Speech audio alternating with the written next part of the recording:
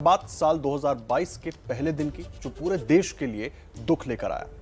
पहले दिन दो बड़ी घटनाओं ने देश का दिल दुखाया है। दो घटनाएं अपने पीछे कई सवाल छोड़ गई हैं। पहला हादसा हुआ तीर्थ स्थल वैष्णो देवी में भगदड़ मचने से, जहां नए साल पर माता के दर्शन के लिए लोग पहुंचे थे, लेकिन रात 2:15 बजे वहां भगदड़ मच गई, जिसमें 12 लोगों की मौत हो गई। कहा जा रहा है कि ज्यादा भीड़ और बदइंतजामी से लोगों की जान चली गई। वहीं दूसरा हादसा हुआ भिवानी के डाडम में। खनन स्थल के पास पहाड़ दरकने से यह हादसा हुआ। यहां 6 गाड़ियां जमीन में धंस गईं। कई लोगों को बचा लिया गया, लेकिन कई लोगों की मौत हुई। यहां एनडीआरएफ और सेना बचाव के कार्यों में जुटी हुई है।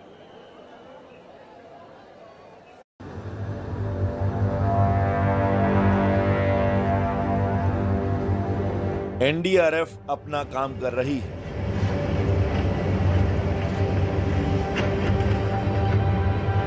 आर्मी भी जी जान लगा रही है।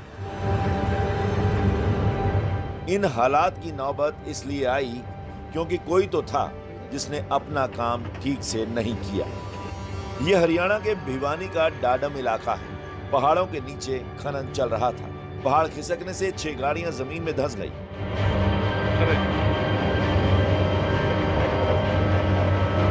जिस तरीके से जेसीबी मशीन चकनाचूर हो गई, उससे इस खतरनाक हादसे की भयावता समझी जा सकती है।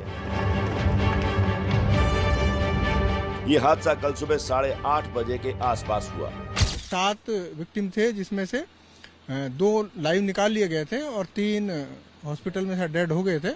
2 का अभी और हैं, 2 इसमें हैं, जिनको कि जैसा कि यहाँ लोकल बता रहे हैं, उनकी शिफ्ट थी कि 2 उनके अभी इसमें अंदर ट्रैप है।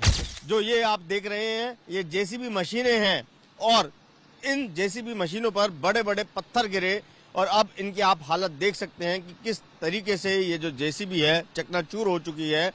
ऐसे ही कुछ वाहन इन बड़े बड़े बोल्डर, बड़े बड़े पत्थरों के नीचे, चट्टानों के नीचे दबे, जिसकी वजह से जो हादसा हुआ। लोगों के दबे होने की आशंका से अब भी राहत कार्य जारी है। आशंका इस बात की भी है कि पहाड़ों से और भी चट्टानें गिर सकती हैं, जिससे नया हादसा हो सकता है। रात में यहाँ काम करना भी बहुत मुश्किल है, क्योंकि चारों तरफ जो है बड़े बड़े और बोल्डर्स हैं, उनका गिरने का भी खतरा है। तो रात में रिस्क भी है काम करने वाले टीम के लिए भी, इसलिए रात में काम जो होगा थोड़ा सा सुरक्षा को ध्यान में रखते हुए किया जाएगा। विपक्ष ने आरोप लगाया कि हादसे के पीछे है घोटाला, जिसकी वजह से जिम्मेदार लोगों ने आंखें मींच रखी हैं।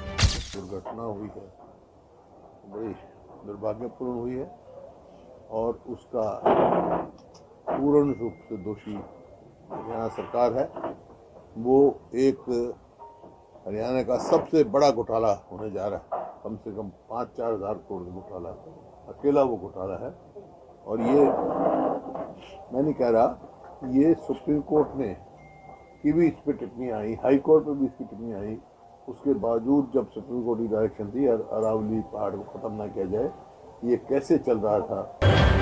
भूस्खलन के बाद हरियाणा के मंत्री जेपी दलाल ने घटना स्थल का दौरा किया।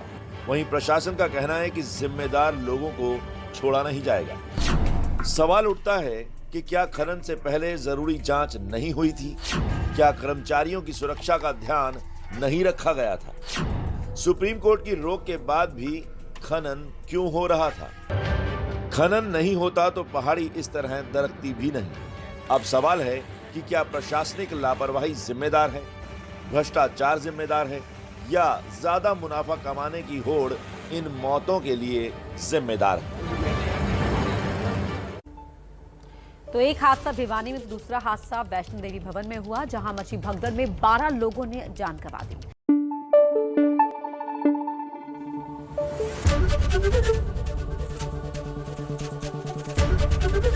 एबीपी न्यूज आपको रखे आगे।